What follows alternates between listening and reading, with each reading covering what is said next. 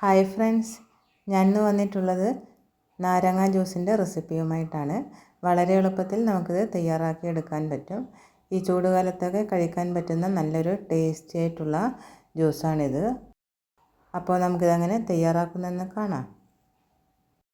ഇതിനു വേണ്ടി ഞാനിപ്പോൾ 4 ചെറുനാരങ്ങ കഴുകി എടുത്ത് വെച്ചിട്ടുണ്ട്. എന്നിട്ട് നമുക്കിതിൻ്റെ തൊലിയെല്ലാം കളയണം. തൊലി കളഞ്ഞതിന് ശേഷം ഇത് മുറിച്ച് വെച്ചിട്ടുണ്ട്. മുറിച്ചതിന് ശേഷം നമുക്കിതിൻ്റെ ഉള്ളിലെല്ലാം കുരു കളയണം. കുരു കളഞ്ഞതിന് ശേഷം ഒരു പ്ലേറ്റിലേക്ക് എടുത്ത് വെച്ചിട്ടുണ്ട്.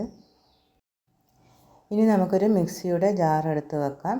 ജാറിലേക്ക് ഞാനിപ്പോൾ 1/4 കപ്പ് അളവിൽ ചിരകിയ തേങ്ങ ഇട്ട് കൊടുക്കുന്നുണ്ട്.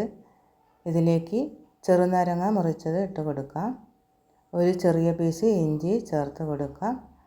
അതിനുശേഷം നമുക്കിതിലേക്ക് 3 ഏലക്കായ കഴുകിയെടുത്തതിന് ശേഷം ഇട്ട് കൊടുത്തിട്ടുണ്ട്. ഒരു നുള്ളു ഉപ്പും കൂടി ഇതിലേക്ക് ചേർത്ത് കൊടുക്കാം. ഇനി നമുക്ക് ഇതിന് അരയ്ക്കാൻ ആവശ്യമായിട്ടുള്ള വെള്ളം ഒഴിച്ച് നന്നായിട്ട് തന്നെ ജ്യൂസ് രൂപത്തിൽ അരച്ചെടുക്കാം. അപ്പോൾ നമ്മുടെ ജ്യൂസ് നന്നായിട്ട് തന്നെ അടിച്ചെടുത്ത് വന്നിട്ടുണ്ട്. ഇനി നമുക്കൊരു ബൗളിലേക്ക് അരിപ്പ വെച്ചിട്ട് ഇതിലേക്ക് ഒഴിച്ച് കൊടുക്കാം. നമ്മൾ ഈ ജ്യൂസിന് വേണ്ടി ഇപ്പോൾ തേങ്ങ ചേർത്തിട്ടാണല്ലോ അരച്ചെടുത്തത്. അപ്പോൾ തേങ്ങ ചേർക്കുന്ന സമയത്ത് ഫ്രിഡ്ജിൽ വെച്ചിരിക്കുന്ന തേങ്ങ ഇതിന് വേണ്ടി എടുക്കരുത്. ഫ്രഷായിട്ടുള്ള തേങ്ങ തന്നെ നമ്മൾ ഇതിന് വേണ്ടി യൂസ് ചെയ്യണം. അപ്പോൾ ഫ്രിഡ്ജിൽ വെച്ചിട്ടുള്ള തേങ്ങ എടുത്തിട്ട് ഉപയോഗിക്കുകയാണെങ്കിൽ പെട്ടെന്ന് നമുക്കിത് അരഞ്ഞ് കിട്ടില്ല. അതുകൊണ്ടാണ് കേട്ടോ. പിന്നെ ഈ ജ്യൂസിൽ പഞ്ചസാര ചേർത്തിട്ടില്ല. നിങ്ങൾക്ക് വേണമെങ്കിൽ പഞ്ചസാര ചേർക്കാം.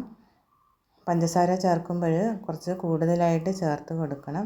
ചെറുനാരങ്ങ ജ്യൂസ് ആയതുകൊണ്ട് പഞ്ചസാര കൂടുതൽ തന്നെ വേണം. ഇതിലിപ്പോൾ ഒരു 5-6 ടേബിൾ സ്പൂൺ പഞ്ചസാര ചേർത്ത് അടിച്ചെടുത്താൽ മതിയാകും.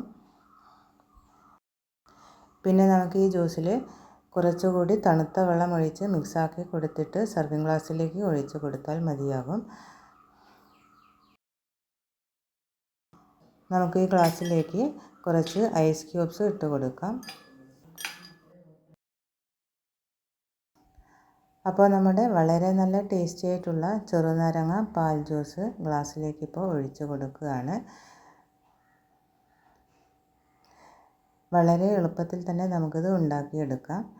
ഈ ചൂടുകാലത്തൊക്കെ കഴിക്കാനും നല്ല ടേസ്റ്റിയാണ്.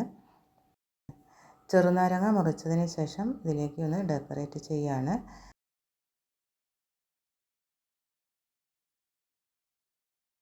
അപ്പോൾ നിങ്ങളും ഇത് ട്രൈ ചെയ്ത് നോക്കണം. നിങ്ങൾക്ക് ഈ റെസിപ്പി ഇഷ്ടമായെന്ന് വിചാരിക്കുന്നു. ഇഷ്ടമാവുകയാണെങ്കിൽ പ്ലീസ് ഒന്ന് സബ്സ്ക്രൈബ് ചെയ്യണേ. അടുത്ത നല്ലൊരു റെസിപ്പിയായി വരുന്നത് വരെ ബൈ.